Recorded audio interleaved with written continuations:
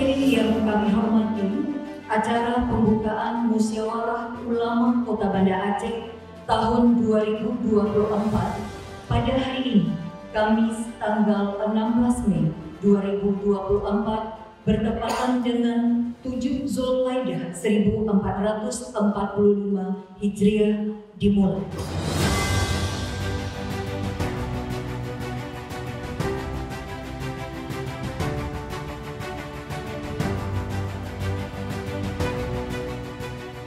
Pelaksanaan musnah ini bertujuan untuk memilih, mengurus masa bakti 5 tahun berikutnya dan menyusun bahan masukan rencana kerja MPU. Nabi Muhammad langsung diangkat oleh Allah sebagai rasul, penyampai dakwah, menyampaikan agama, sekaligus ia menjadi kepala pimpinan pemerintahan.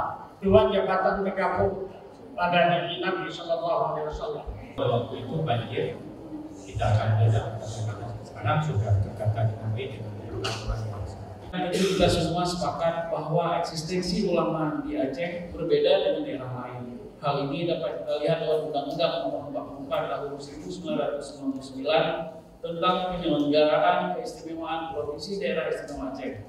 Salah satu di antara 4 keistimewaan dalam undang-undang tersebut adalah adanya pengakuan negara kepada Aceh untuk berhak menyelenggarakan kehidupan beragama atau syariat Islam.